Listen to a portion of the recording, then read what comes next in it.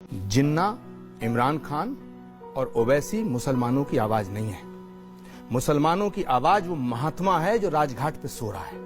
मुसलमानों की आवाज वो पेड़ हैं। जब देश की आजादी की लड़ाई लड़ी जा रही थी तो सैकड़ों सुधांशु जी, जिन्ना कभी नहीं हो सकते, ओवैसी कभी नहीं हो सकता। मुसलमानों की आवाज समाजवादी पार्टी और बसपा और फलानी दिमागी पार्टियां नहीं है। मुसलमानों की आवाज हर वो हिंदुस्तान का हिंदू है जो हिंदुस्तान को एक रखना चाहता है। मुसलमान हिंदुस्तान का अगर है तो हिंदुस्तानी है, उसे जिन्ना से जोड़ने की गलती मत करिएगा। वो जिन्ना की आवाज पे पाकिस्तान मुसलमान ने जाना कबूल नहीं किया। गांधी के वादे पे हिंदुस्तान की मिट्टी में मरना गलती जिन्ना ने की तो सुनिए साहब, गलती जिन्ना ने की तो सजा हारून यूसुफ को देंगे? नहीं, 370 पे मुसलमान नहीं निकला।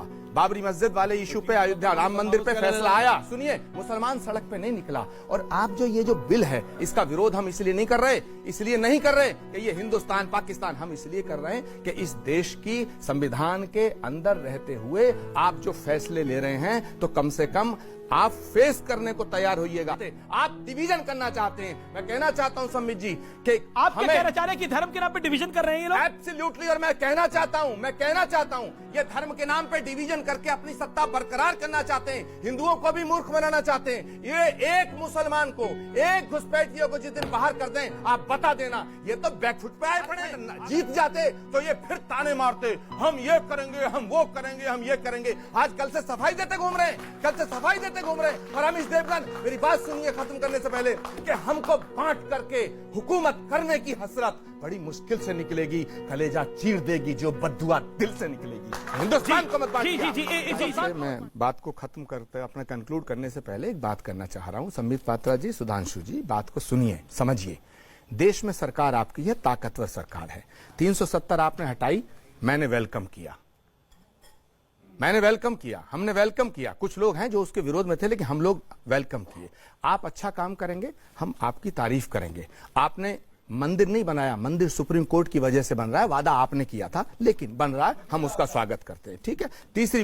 तीसरी बात, मुसलमान हिंदुस्तान का अगर है तो हिंदुस्तानी है, उसे जिन्ना से जोड़ने की गलती मत करिएगा। वो जिन्ना की आवाज पे पाकिस्तान मुसलमान ने जाना कबूल नहीं किया। गांधी के वादे पे हिंदुस्तान की मिट्टी में मरना कबूल किया। अगर गलती जिन्ना ने की तो सुनिए साहब, गलती जिन्ना ने की तो सजा हारून यूसुफ को देंगे? नहीं, 370 पे मुसलमान नहीं निकला। बाबरी मस्जिद वाले इशू पे, अयोध्या राम मंदिर पे फैसला आया, सुनिए, मुसलमान सड़क पे नहीं निकला। और आप जो ये जो बिल है इसका विरोध हम इसलिए नहीं कर रहे कि ये हिंदुस्तान पाकिस्तान, हम इसलिए कर रहे हैं कि इस देश की संविधान के अंदर रहते हुए आप जो फैसले ले रहे हैं तो कम से कम आप फेस करने को तैयार हो। द्विवेदी जी ने बड़े अदब के साथ ये बात कही कि उड़ रहे थे वो बादल हिलाल के, यानी कि इन्होंने ये बताने की कोशिश की है कि जो मुसलमानों ने जश्न मनाया वो एक इस्लाम के नजरिए से मनाया और ये डिवीजन होना चाहिए। मैं एक बात कहना चाहता हूं, जिन्ना, इमरान खान और ओवैसी मुसलमानों की आवाज नहीं है। मुसलमानों की आवाज वो महात्मा है जो राजघाट पे सो रहा है। मुसलमानों की आवाज वो पेड़ हैं। जब देश की आजादी की लड़ाई लड़ी जा रही थी तो सैकड़ों सुधांशु जी, जिन्ना कभी नहीं हो सकते, ओवैसी कभी नहीं हो सकता। मुसलमानों की आवाज समाजवादी पार्टी और बसपा और फलानी दिमागी पार्टियां नहीं है। मुसलमानों की आवाज हर वो हिंदुस्तान का हिंदू है जो हिंदुस्तान को एक रखना चाहता है। कैसी बात करते हैं जी, आप कैसी बात करते हैं? देखिए, बहुत सारी बातें हैं, बहुत बड़ा मुद्दा है। मुझे ये समझ में नहीं आ रहा है कि संबित पात्रा जी और इनकी सरकार, सुधांशु जी और इनकी पार्टी ये कहना क्या चाहते हैं। कभी कहते हैं हम ये कर रहे हैं लेकिन इसलिए कर रहे हैं क्योंकि मनमोहन सिंह जी ने किया था। कभी कहते हैं हम ये कर रहे हैं लेकिन इसलिए कर रहे हैं क्योंकि ये महात्मा गांधी ने कहा था। भाई, महात्मा गांधी ने ये कहां कहा? अभी आपने पढ़ के बताया उनका स्टेटमेंट। उन्होंने कहां कहा कि मुसलमान को नहीं अलाउ करेंगे आप? मैं कह रहा हूं आप सारे शरणार्थियों को अलाउ करिए। शरणार्थी में और घुसपैठिए में फर्क होता है। अगर कोई घुसपैठिया भारत में है, उसे बाहर करते क्यों नहीं? आप निकालिए। आप घुसपैठिए बाहर नहीं निकालते ना, आप घुसपैठिए नहीं निकालते, आप डिवीजन करना चाहते हैं। मैं कहना चाहता हूं संबित जी कि आप क्या कहना चाह रहे हैं कि धर्म के नाम पे डिवीजन कर रहे हैं ये लोग? एब्सोल्युटली। और मैं कहना चाहता हूं ये धर्म के नाम पे डिवीजन करके अपनी सत्ता बरकरार करना चाहते हैं। हिंदुओं को भी मूर्ख बनाना चाहते हैं। ये एक मुसलमान को, एक घुसपैठियों को जिस दिन बाहर कर दें, आप बता देना, ये तो बैकफुट पे आए पड़े। अगर झारखंड जीत जाते तो ये फिर ताने मारते, हम ये करेंगे, हम वो करेंगे, हम ये करेंगे। आज कल से सफाई देते घूम रहे हैं। और रमेश देवगन, मेरी बात सुनिए खत्म करने से पहले, कि हमको बांट करके के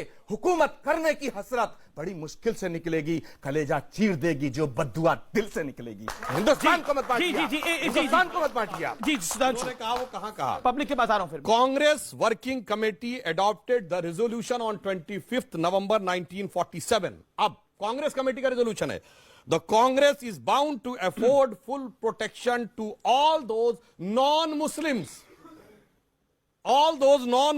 from Pakistan who have crossed the border and come over India or may do say save in life in future. जो आए हैं गैर मुस्लिम अथवा भविष्य में आएंगे, उन सारे लोगों को हम प्रोटेक्शन देने को बाध्य हैं। और जो आपने कहा ना कि हमने क्यों कहा, बिल्कुल सही बात है भैया। तब गांधी की कांग्रेस कुछ और थी, अभी राहुल गांधी की कांग्रेस कुछ और है। गांधी जी की कांग्रेस राष्ट्रवाद के साथ थी, यहां किन लोगों के साथ भी बात कही, इन्होंने जिन्ना के साथ खड़ा कर दिया। जिन्ना की पार्टी क्या थी? मुस्लिम लीग। मुस्लिम लीग के साथ इनका गठबंधन है, कहां? केरल में। और एमआईएम के साथ आंध्र में सरकार चला चुके हैं मिलके भाई। तो ये हमेशा एक सेकंड ये कह रहे हैं कि आप सत्ता के लिए सब नहीं, कुछ कर रहे हैं। एक वाक्य पूरा सुधांशु जी, सुनिए। और इतना ही नहीं, वो महात्मा गांधी की कांग्रेस थी और डॉक्टर मनमोहन सिंह ने क्या कहा? मुस्लिम should have first right over the national resources of India.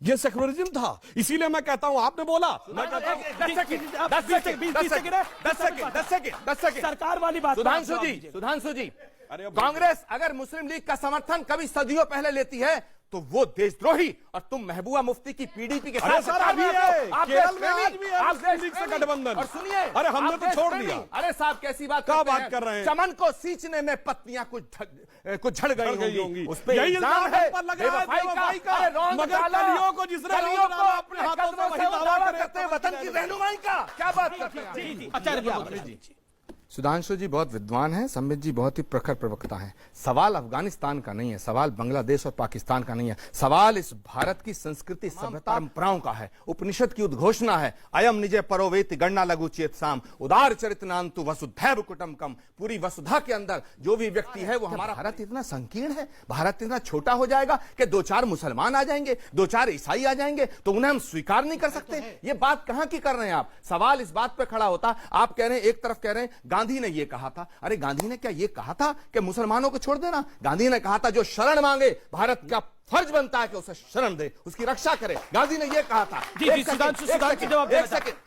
Amish Devgan, दूसरी बात मैं बड़े सम्मान के साथ पूछ रहा हूं, सुधांशु जी आप भी गौर करें इस बात पे। अमीश देवगन, पूरा दुनिया देखेगी आपका चैनल। मैं पूछना चाहता हूं, अगर आपको कुछ चेंज करना ही नहीं था, आप कह रहे हैं कि एक राशन कार्ड दे दोगे तो भी हो जाएगा, पोस्ट कार्ड लिख दोगे तो भी, तो फिर भाई इस बिल को लाने की जरूरत क्या थी? खाया पिया कुछ नहीं, गिलास तोड़ा चारा ना, ये क्या कहां की बात? अब आप सफाई से बोल रहे हैं। अरे आपको अगर नहीं, आप कल तक ये कह रहे थे संसद के अंदर हम एनआरसी लाएंगे, पर इनका आरोप है कि ये दिया जलाने की बात किया था, आप देश जलाने की बात करते हैं। देवगन जी छोड़ो ना, ये देश जलाने की बात हम कर रहे हैं, कैसी बात करते हैं? ये बोला आरोप लगा की बात हम नहीं कर रहे।